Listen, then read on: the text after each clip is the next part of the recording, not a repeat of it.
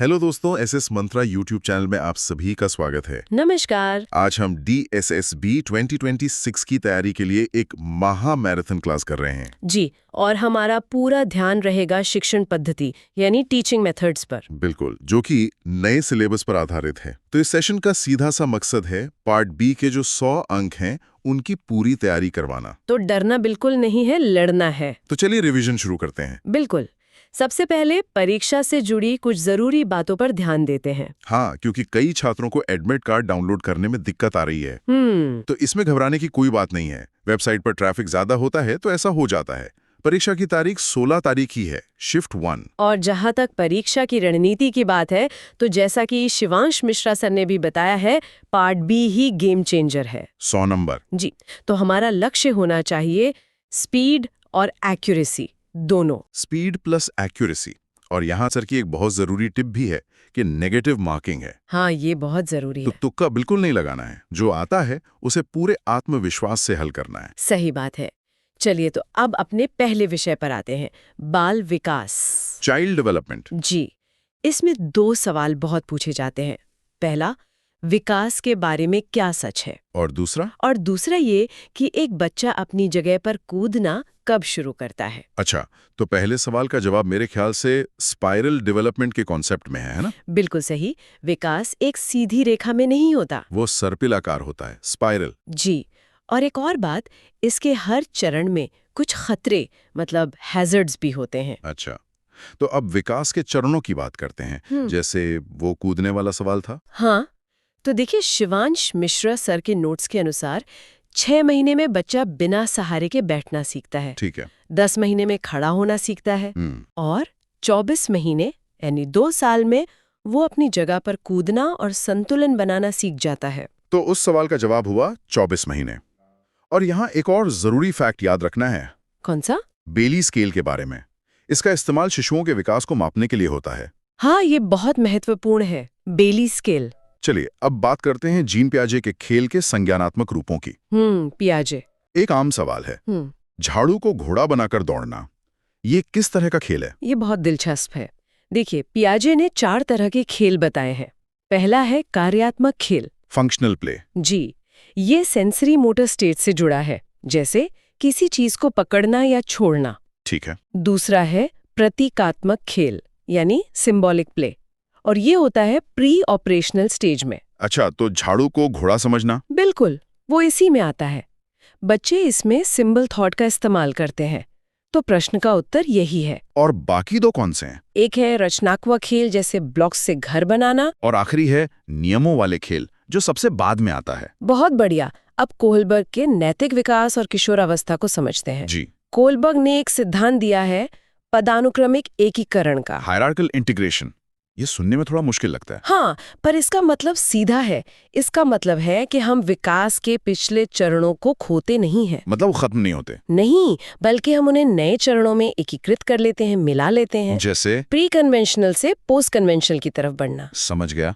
और किशोरावस्था के बारे में क्या, मतलब एडोलेसेंस? देखिए, ये बचपन और व्यस्तता के बीच का एक ट्रांजिशन पीरियड है। एक पूर्व की तरह। हाँ, बिल्कुल। इस दौरान परिवार से थोड़ा अलगाव और दोस्तों से करीबी का व्यवहार देखा जाता है। और स्टैनली हॉल ने तो इसे तूफान और तनाव की अवस्था कहा है। जी, a storm and stress period. चलिए अब आत्म यानी सेल्फ के सिद्धांतों पर चर्चा करते हैं। इसमें 3 मुख्य कॉन्सेप्ट हैं जो अक्सर कंफ्यूज करते हैं। हाँ, ये जरूरी है। पहला है आत्म प्रभावकारिता यानी सेल्फ एफिकेसी, जो बंडूरा ने दिया। ये क्या होता है? ये अपनी क्षमताओं पर विश्वास को दिखाता है। ये हाई भी हो सकता है और लो भी। ठीक है। और दूसरा है आत्म अवधारणा, सेल्फ कॉन्सेप्ट। ये अपनी क्षमताओं का एक तरह से मानसिक चित्र है, जो वर्णनात्मक भी है और मूल्यांकनात्मक भी। कोई उदाहरण? जैसे कोई सोचे मैं बीजगणित में अच्छा हूं लेकिन तैराकी में खराब हूं। अच्छा, तो ये एक ओवरऑल पिक्चर है। हाँ। और तीसरा है आत्मनियमन, सेल्फ रेगुलेशन। इसका मतलब है अपने व्यवहार को कंट्रोल करना। जैसे एडमिट कार्ड आते ही पढ़ाई शुरू कर देना। बिल्कुल सही। अब आते हैं व्यक्तित्व के वर्गीकरण पर। पहले क्रिश्मर का वर्गीकरण देखते हैं। जी। उन्होंने 3 प्रकार बताए हैं। पहला है पिकनिक, पाइकनिक, मतलब गोल मटोल, खुश मिजाज। बहिर्मुखी। हाँ। दूसरा है एस्थेनिक, जो दुबले पतले चिड़चिड़े होते हैं। दिवा स्वप्न देखने वाले। और तीसरा है एथलेटिक, मजबूत और संतुलित। इसी से जुड़ा है सिगमंड फ्रॉइड का मन की टोपोग्राफी का सिद्धांत। आइसबर्ग वाला। हाँ बिल्कुल। उन्होंने मन की तुलना एक आइसबर्ग से की। पहला है चेतन यानी कॉन्शियस। हाँ। वो हिस्सा जिसके बारे में हम जानते हैं, जो ऊपर दिखता है। जी। फिर है अवचेतन, सबकॉन्शियस। वो बातें जो याद करने पर चेतन मन में आ जाती हैं। जैसे किताब अलमारी में नहीं मिली, फिर अचानक याद आया कि दोस्त को दी थी। हाँ बिल्कुल यही। और तीसरा है अचेतन, अनकॉन्शियस, जिसमें हमारी दमित इच्छाएं होती हैं। ठीक है, अब कुछ प्रमुख अधिगर के सिद्धांतों का मिलान करते हैं। चलिए। थॉर्नडाइक का कौन सा नियम है? थॉर्नडाइक ने दिया है प्रभाव का नियम, लॉ ऑफ इफेक्ट, मतलब सुखद अनुभव से सीखना, पुरस्कार से सीखना। और पैवलोव का? पैवलोव का सिद्धांत है विभेदीकरण, डिस्क्रिमिनेशन, जैसे घंटी और दूसरी आवाजों में अंतर समझ पाना। और एक और है डेविड कोल्ब। हाँ, डेविड कोल्ब ने दिया है अनुभवात्मक अधिगम, एक्सपीरियंशियल लर्निंग। इसमें सोचना और देखना दोनों शामिल हैं। बहुत बढ़िया। अब शिक्षा से जुड़ी कुछ महत्वपूर्ण नीतियों पर नजर डालते हैं। सबसे पहले समावेशी शिक्षा, इंक्लूसिव एजुकेशन। इसका मूल मंत्र क्या है? जैसा कि शिवांश मिश्रा सर जोर देते हैं, सिस्टम बच्चे के लिए बदलेगा, बच्चा सिस्टम के लिए नहीं। ये बहुत शक्तिशाली बात है। और आरटी 2009 के बारे में क्या? इसके दो बिंदु बहुत महत्वपूर्ण हैं। पहला तो है SMC यानी स्कूल प्रबंधन समिति। हाँ, जो माता पिता को निगरानी के लिए सशक्त बनाती है। और दूसरा है अनुच्छेद 18, जो कामकाजी माता पिता के बच्चों के लिए डे केयर सुविधाओं का अधिकार देता है। कुछ शैक्षिक योजनाएं भी हैं जो याद रखनी जरूरी हैं। जी, जैसे EMRS यानी एकलव्य मॉडल आवासीय विद्यालय। ये दूर दराज के क्षेत्रों में ST छात्रों के लिए है। बिल्कुल। फिर है RMSA 2009 का, माध्यमिक शिक्षा तक पहुंच बढ़ाने के लिए, जो अब समग्र शिक्षा में विलीन हो गया है। हाँ, और जाहिर है SSA सर्व शिक्षा अभियान 2001 का। और एक जरूरी फैक्ट, मिड डे मील योजना का नया नाम अब PM पोषण योजना है। ये याद रखना होगा। अब आते हैं भाषा शिक्षण पर। भारत की भाषाओं की वैधानिक स्थिति क्या है? क्या हमारी कोई राष्ट्रीय भाषा है? नहीं, भारत की कोई राष्ट्रीय भाषा नहीं है। तो हिंदी क्या है? हिंदी अनुच्छेद 343 के तहत राजभाषा यानी ऑफिशियल लैंग्वेज है। और अंग्रेजी? अंग्रेजी सह राजभाषा है, एसोसिएट ऑफिशियल लैंग्वेज। ठीक है, अब भाषा अर्जन को समझने के लिए एक केस स्टडी देखते हैं। 4 साल की रिया नौकरानियों से बंगाली सीख गई।